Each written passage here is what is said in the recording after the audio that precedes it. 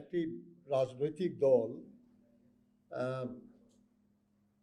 বিভিন্ন স্থানে, শুধু ঢাকা মহানগরীতে না, অন্যান্য মহানগর এবং বিভিন্ন নির্বাচনী এলাকায় তারা বিভিন্ন, বিশেষ করে দরিদ্র ভোটার যারা, বিশেষ করে একটু কম শিক্ষিত ভোটার যারা, তাদের বাড়ি বাড়ি গিয়ে এনআইডি কার্ডের ফটোকপি, ফোন নাম্বার এবং বিকাশ নাম্বার সংগ্রহ করছে। এটা কখনো হয় নাই আগে। আমরা বহু নির্বাচনে অংশ নিয়েছি, কিন্তু কখনো এটা আমরা দেখি নাই। কিন্তু এবার এই কাজটা করা হচ্ছে, এবং কেন করা হচ্ছে এই নিয়ে আমরা একটু খোঁজ নেওয়ার চেষ্টা করেছি, বোঝার চেষ্টা করেছি, এবং আমরা আশঙ্কা করছি যে তারা ভুয়া এনআইডি বানিয়ে জাল ভোট দেওয়ার চেষ্টা করতে পারে, এবং বিকাশ নাম্বার যে নিয়েছে তার মাধ্যমে তারা তাদেরকে অর্থ দিয়ে প্রলুব্ধ করতে পারে তাদের পক্ষে ভোট দেওয়ার জন্য। এটা শুধু অনৈতিক না, বেআইনি, এবং সুষ্ঠু নির্বাচন অনুষ্ঠানে এটা একটা প্রতিবন্ধকতা। আমরা বিস্ময়ের সাথে লক্ষ্য করছি যে এই বিষয়টা আপনার সোশ্যাল মিডিয়ায় এবং আপনার ট্রেডিশনাল মিডিয়ায় এগুলেন প্রকাশ হয়েছে, প্রচার হয়েছে, কিন্তু নির্বাচন কমিশন এ ব্যাপারে কোনো ব্যবস্থা গ্রহণ করে নাই। আমরা গতকাল প্রধান নির্বাচন কমিশনার এবং অন্যান্য নির্বাচন কমিশনারদের সঙ্গে কথা বলেছি, সেখানে আমরা এই বিষয়ে আমাদের উদ্বেগের কথা জানিয়েছি, কিন্তু এখনো কি ব্যবস্থা নেওয়া হয়েছে আমরা জানি না।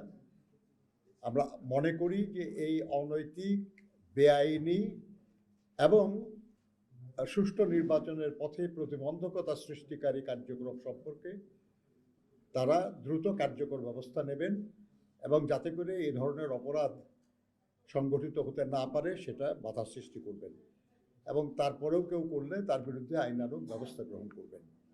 আপনারা এটাও জানেন যে পোস্টাল ভোটের সংখ্যা 10,000 বা তার বেশি এরকম আসন আছে অনেক, 5,000, 7,000 ভোট আরো অনেক আসনে আছে। ফলে এই ভোট কোনো কোনো ক্ষেত্রে নিয়ামক হতে পারে যে কোন প্রার্থী বিজয়ী হবে। ফলে এই ভোট যাতে কোনো কায়দা কৌশলের কারণে বিশেষ কারো পক্ষে না যায়, এটা দেখার দায়িত্ব ছিল নির্বাচন কমিশনের। কিন্তু আমরা বিস্ময়ের সঙ্গে লক্ষ্য করেছি যে নির্বাচন কমিশন থেকে প্রবাসী ভোটারদের জন্য যে পোস্টাল ব্যালট পাঠানো হয়েছে, আমাদের দেশের ভিতরে এখনো পাঠানো হয় নাই, কিন্তু প্রবাসীদের কাছে পোস্টাল ব্যালট পাঠানো হয়েছে।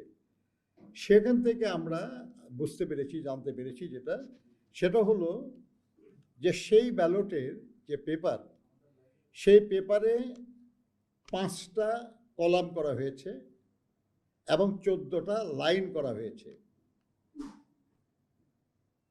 নির্বাচনের বিষয়ে যে আইন আরপিও, সেখানে শুধুই এটা বলা হয়েছে যে জাতীয় সংসদ নির্বাচনে যে প্রতীকগুলির ব্যবহারের অনুমতি দেওয়া হয়েছে, এই সবগুলির প্রতীক পোস্টাল ব্যালটে ছাপানো থাকবে। কয়টা কলাম হবে, কয়টা লাইন হবে, এ সম্পর্কে কোনো দিক নির্দেশনা নাই। অর্থাৎ এটা পুরোটাই করেছেন নির্বাচন কমিশন। আমরা যখন নির্বাচন কমিশনকে বলেছি যে আপনারা এমনভাবে এই ব্যালট পেপারটা ছাপিয়েছেন যে তার প্রথম লাইনে দাড়িপাল্লা আছে, শাপলা কলি আছে এবং হাত পাখা আছে, কিন্তু বিএনপির যে প্রতীক সেটা শেষ লাইনে মাঝামাঝি জায়গায়, যাতে করে এই পেপারটা ভাঁজ করলে, আপনারা দেখবেন আর কি, এটা আমাদের কাছে এটার একটা কপি আছে, আপনারা নিজেরাও দেখতে পারেন, এখানে আছে, আপনারা দেখেন, ঠিক বিএনপিটা মাঝখানে যদি এটা ভাঁজ করেন তাহলে এটা পড়ে যাবে ঠিক মাঝখানে, আর ভাঁজ পড়ে গেলে একটু অস্পষ্ট হয়। এবং কেউ যদি ভাঁজ পড়া অবস্থায় দেখে তাহলে প্রতীকটা পুরো দেখাই যাবে না। ধানের শীষের উপরের অংশ দেখা যাবে এক পাশে, নিচের অংশ দেখা যাবে আরেক পাশে। আমরা মনে করি যে এই বিষয়টা এমনি এমনি হয় নাই, এটা দৈব ঘটনা নয়, এটা ইচ্ছাকৃত। প্রধান নির্বাচন কমিশনার এবং নির্বাচন কমিশনাররা এ ব্যাপারে তাদের অজ্ঞতা প্রকাশ করেছেন যে তারা ঠিক জানেন না যে এটা কিভাবে হয়েছে এবং তাতে কোন প্রতীক প্রথম লাইনে পড়ছে দ্বিতীয় লাইনে পড়ছে এটা তারা খেয়াল করেন নাই। তারা বলেছেন যে এটা অ্যালফাবেটিক্যালি সাজানো হয়েছে। আমরা তাদেরকে বললাম যে অবশ্যই অ্যালফাবেটিক্যালি সাজানো হবে, কিন্তু এটা যদি 5টা কলাম না হয়ে যদি 4টা কলাম হতো কিংবা 6টা কলাম হতো, যদি এটা 14টা লাইন না হয়ে 13টা লাইন হতো বা 15টা লাইন হতো, তাহলে ঠিক এখন যেভাবে আছে সেভাবে হতো না। কিন্তু এক্স্যাক্টলি 5টা কলাম এবং 14টা লাইন করে 3টি বিশেষ রাজনৈতিক দলকে প্রথম লাইনে দেওয়ার উদ্দেশ্যটা কি? এটা এমনি এমনি হয় নাই। আমরা মনে করি যারাই এর পেছনে থাকুক, যারাই এই ঘটনার জন্য দায়ী থাকুক, আমরা তাদের বলেছি যে আপনারা তাদের ব্যাপারে খোঁজ খবর নেন যে কারা এই কাজটা করেছে। আমরা তাদেরকে বলেছি যে আপনারা দেশের ভেতরে এখনো বিলি হয় নাই এবং যথেষ্ট সময় আছে হাতে, এবং ভোটার মানে যে ব্যালট পেপার পুনরায় ছাপানোর বহু দৃষ্টান্ত আছে আমাদের দেশে। কাজেই এটা আপনাদের সংশোধন করা উচিত এবং দরকার হলে আপনারা পুনরায় ছাপায় এটা বিলি করবেন। এ ব্যাপারে যথেষ্ট সময় আছে। আপনারা কেউ খেয়াল করে থাকতে পারেন যে বাহরাইনে একজন জামায়াত নেতার বাসায় 200-রও বেশি ব্যালট পেপার নিয়ে কাজ করার ভিডিও, প্রায় 7 মিনিটের ভিডিও ভাইরাল হয়েছে। ব্যালট পেপার আপনার একটা আমানত। আমার ব্যালট পেপার আমি ছাড়া আর কেউ দেখার সুযোগ নাই। এটা শুধু উচিত না তা না, এটা বেআইনি।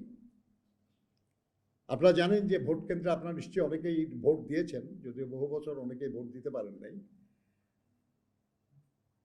আপনি যে ব্যালট পেপারটা নেন, এই ব্যালট পেপার নিয়ে আপনি একটা এনক্লোজারের মধ্যে যান এবং সেখানে আপনি ব্যালট পেপার ভোট দিয়ে আপনি সেখানে বাক্সে ফেলে আসেন। এর মাঝখানে আর কারো এই ব্যালট পেপার দেখার বা আর কারো এই ব্যালট পেপার হাতে নেওয়ার কোনো সুযোগ থাকে না। অথচ দেখা যাচ্ছে যে এক বাড়িতে অনেক ব্যালট পেপার নিয়ে তারা কাজ করছে।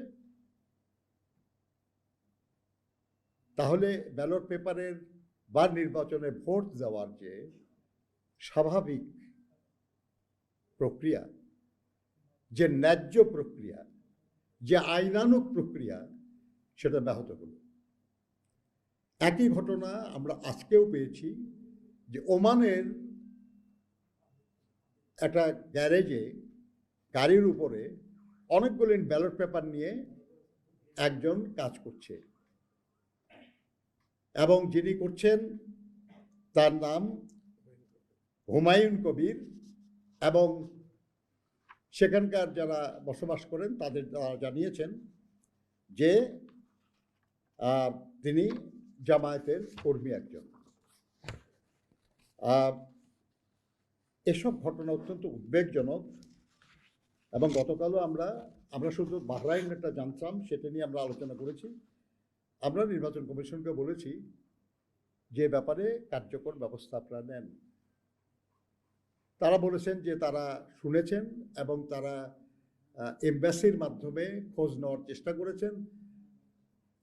সেখানকার যারা আহ, কর্মকর্তা ওই দেশের, তারা বলেছেন যে ইয়েস, এরকম একটা ঘটনা যে রিপোর্ট হয়েছে এটা সত্য, এবং এটা অসত্য বলার কিছু নাই। আপনি এই ভিডিওটা দেখলে আপনারা পরিষ্কার বুঝবেন, একেবারে চেহারা স্পষ্ট এসছে, এবং অসংখ্য ব্যালট পেপার তাদের টেবিলে, কেউ এটা হাতে নিয়ে কাজ করতেছেন, সবাই দেখতেছে আর কি। আমাদের ধারণা যে এই দুই জায়গায় এটা ধরা পড়েছে, কিন্তু এছাড়াও অন্যান্য দেশে এই একই কৌশলে ব্যালট পেপার নিয়ে এই ধরনের ছিনিমিনি খেলা হচ্ছে বা হতে পারে। আমরা নির্বাচন কমিশনকে অনুরোধ করেছি যে এটা বেআইনি কাজ, এবং যারা এই বেআইনি কাজ করেছে খুব দ্রুত তাদের বিরুদ্ধে যদি শাস্তিমূলক ব্যবস্থা নেওয়া হয়, তাহলে হয়তো অন্যরা সাবধান হবে, এই ধরনের অপরাধ নাও করতে পারে। তারা বলেছেন তারা এ ব্যাপারে উদ্যোগ নেবেন, কিন্তু আমরা জানি না যে